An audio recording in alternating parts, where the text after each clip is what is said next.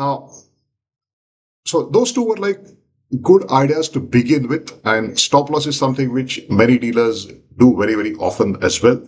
And they try to reduce the slippages to the maximum possible extent so that they're able to hedge the book in a proper manner. Now that we have a basic idea as to what we mean by the concept of hedging a certain position, now could be a good time to start digging deeper into different types of Greeks. So for each type of Greek, we are going to understand the definition. We'll understand the equation which you use for calculating that respective Greek, how exactly the Greek is going to change because of different kinds of ideas, which we'll discuss along the way as well, and along with a few diagrams to support each of them.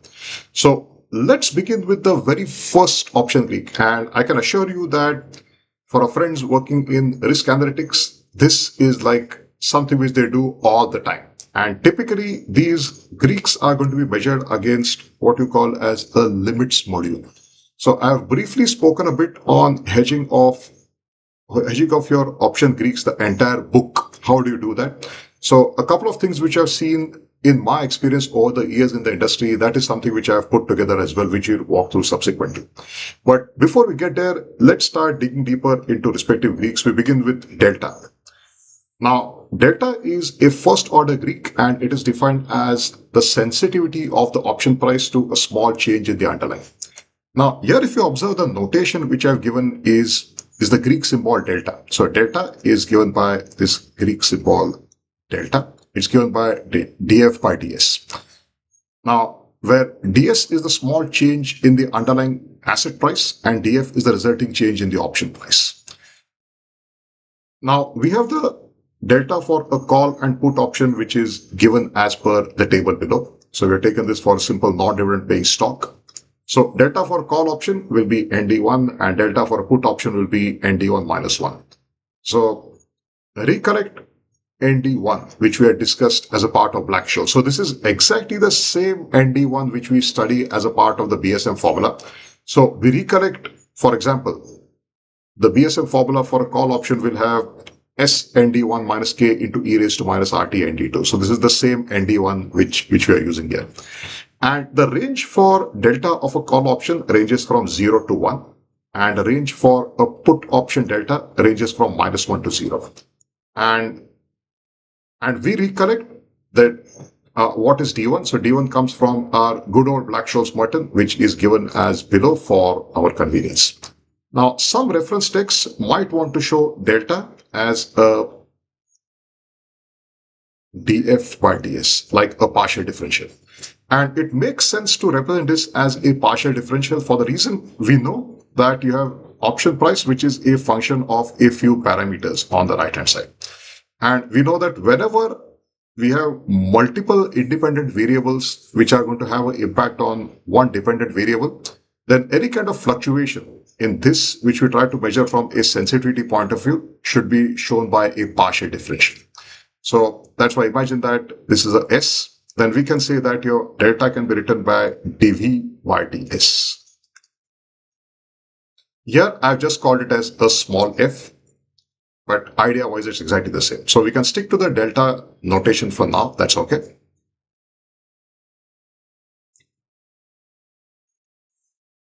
Here, if you see, so like I've shown on the earlier slide as well, I've tried to show it in these terms as well. So the reason why I've introduced these partial differential notation is many reference books will be showing things in this way. And if you have to look up any reference books later on, it will be easier to be familiar with something like this.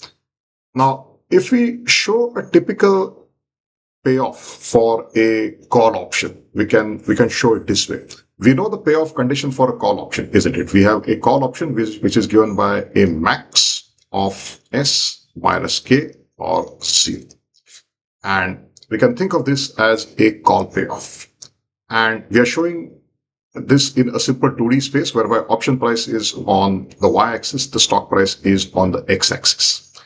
And let's say if I'm trying to calculate the delta at a certain point, let's say around this point, then delta can be thought of like a slope.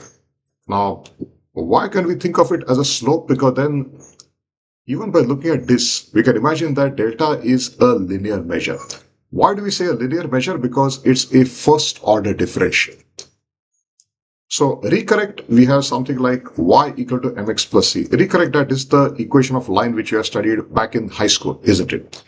And we recorrect that m was the slope, which we wrote as y2 minus y1 upon x2 minus x1, isn't it? And this was like a slope. So here also we attempt to do something similar. We are trying to calculate a slope at a certain point. And delta being a linear operator can always be represented by a straight line measure. And that's why it's as if we are trying to calculate a slope at a certain point when we are trying to measure the sensitivity of the option price for a small change in the underlying. Now, the word small change in the underlying is very, very important, because then there can always be questions as to how much should be this quantum. I'll say the quantum in the denominator should be very, very small. And the reason for that is, since delta is a linear measure and there is a natural curvature which is there in the option price versus the stock price, if we take a large change in the stock price, it can have an impact on the way in which your delta is going to behave. It may not give you a satisfactory enough estimation. So we take delta S to be very, very small. Now, pictorially, if we are to look at the delta for a call and put option, it looks like this. So we know that a call delta, called as ND1, ranges from 0 to 1, whereas a put option delta ranges from -1 to 0. Just mention the ranges here for convenience once again. Now, explain the idea of delta hedging, because delta hedging is something which is very, very fundamental when we study any kind of option pricing models. Recollect that in the binomial model as well as the Black-Scholes model studied in the earlier modules, there is always a concept of delta hedging which comes in, because then the first time when we spoke of delta hedging was when we studied the idea of the binomial tree, whereby we created a hedged portfolio and then we tried to connect the idea from a risk neutrality point of view.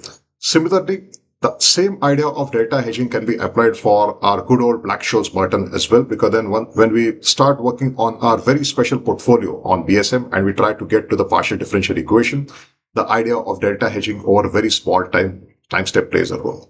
So we are going to talk about the similar idea here as well, more from a general sense, not a specific model as such. So let's say that a call option has a delta of 0.6. We consider the current stock price as 100 and let's say the option price is 10. Now, let's say the dealer has sold call options to buy 2000 shares. That is, they have sold 20 call options to a certain counterparty. Now, in order to hedge the position, it can be done by buying 0.6, which is the delta amount, into 2000 units of shares, which is 1200 shares. Now, let's understand how exactly this will result in a delta hedged position, as we say. So, assume a scenario whereby the stock price goes up by $1. In case the stock price goes up by $1, the stock position is going to gain. It's a simple $1 gain in the stock value. However, the option is going to lose. And how much will the option lose? The option will lose the amount by the amount of delta, which is minus 0.6 into 2000, which is equal to minus 1200. Now, the minus sign comes in because it's a sold option position. Now, what happens in a scenario whereby the stock price goes down by $1? In case the stock price goes down, then the stock position will lose 1200, because then it's just a loss in value of the stock, which will result to loss of 1200. However, because we have a sold option position, and as the stock price is dropping, we are going to benefit. And how much will be the amount of benefit? It will be the delta times 2000, which is equal to 1200. So this basically demonstrates a simple idea of delta hedging a certain position. Now, one point to note is delta hedging will not remain constant throughout the life. So recorrect, even the same idea we had applied for the binomial tree as well as Black-Scholes as well when we created our hedged portfolio. So remember, for the binomial tree, we took a very, very small time step and we tried to create a hedged position. Whereas for the Black-Scholes pattern, remember, we were working in the limit time step dt. tends to zero. So similar ideas we are trying to apply here, where we say that delta will not remain constant or delta hedge will not remain constant and it will need to be rebalanced very, very frequently. How frequently a dealer wants to rebalance, that will be their trading call. But then two popular ways in which people can do delta hedging is firstly, it's static hedging. So when it's a static hedge, that means it's like a hedge and forget approach. May not be the most ideal one, but then certain positions a dealer might say that we'll hedge it once and maybe we'll not hedge it again. So that becomes like a static hedging idea. The other one, which is a little more common, is called as a dynamic hedging. So when you say a dynamic hedging, that means the hedge is readjusted on a regular basis. The word regular basis is very subjective, isn't it? Because then how regular, that depends. Now, there are a couple of scenarios to consider. In a BAU scenario, in my observation in the industry, what I've seen is dealers would generally want to hedge once at the end of the day. So let's say during the last trading hour, the dealers are going to hedge their delta exposures. So that way they'll take those hedges. So that way overnight they are not carrying any delta risk as such. But however, whenever there is a non-BAU scenario or whereby these are like extraordinary times, as we can say. When you say extraordinary, think of it as a time whereby there is a too much amount of volatility in the market. So in case of extraordinary circumstances, delta hedging will be done more often. Now, how more often will again be dependent on the call which the dealer takes and the volatility scenario in the market at that point. If there is extreme volatility on a certain day, we'll observe that dynamic hedging is done much, much more regularly. So maybe, let's say that the trading hour begins at 9 o'clock. Maybe the dealer could hedge at 11 o'clock, 1 o'clock, and again at 3 o'clock before market closure. So these are like extraordinary times whereby there is too much of volatility and dealers might want to hedge more often. Now, going through a very simple example of delta hedging. So we take a European call option with a strike of 105, a stock price of 100, risk-free rate of 4%, volatility of 25%, and a time to maturity of 1 year. Now, for consistency purposes, in the subsequent Greeks as well, whereby we had done numericals, I have more or less stick to these inputs only so that we don't need to make repeated calculations all the time. Now, these calculations have been done in Excel, but then on the right-hand side in the section in green, if you see there are these formulas which are given whereby we have simply plugged in these numbers and the result is there in the second column right here.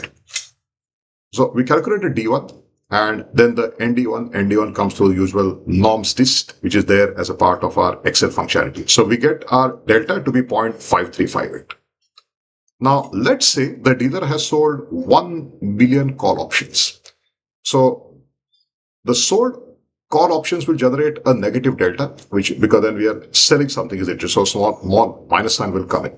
So we have minus 1 billion into the delta of 5358, which is 535,800. Now, in order to delta hedge this position, the dealer has to buy these many number of shares, 535,800.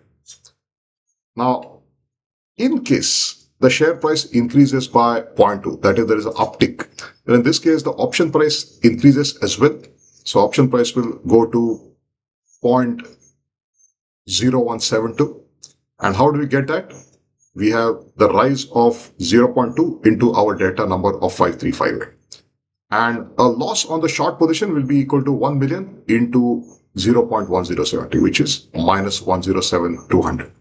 However, we observe that since it's a hedge, now a loss on the derivative should generate a profit on the underlying. Now the stock price is gaining. It has increased by 0.2. So the amount of benefit which you're making from the stock price rise is $0.2 per share into number of shares, which is 535,800, which generates a profit of 107. So that way, these two numbers will cancel out and we are able to have a position which is hedged at this point in time. So the word this point in time is very, very important, because then, as we know, if one wants to hold on to a delta hedge position, they will need to frequently hedge. So that's why at a certain point in time, you have a delta hedge. That comment is very, very important. If one wants to maintain this delta hedge, it will involve frequent readjustments. So let's say on the next day, the stock price goes up to 100.4. And now, as we know, option is going to run down in time as well, isn't it? So now our residual time to maturity is 251 days. We note that when we say 1 year, the number of business days which are generally assumed is 252. And for that purpose, we have the time to maturity of 251 days. So then we recalculate the delta on the second day, which is 0.541. Now, the resulting delta on our dealer's position will be minus 1 million into 0.5418, which is minus 541,800. Now, in order to maintain the delta hedge position, the dealer will need to buy additional number of shares. And how many shares? It will be 6,000. Why 6,000?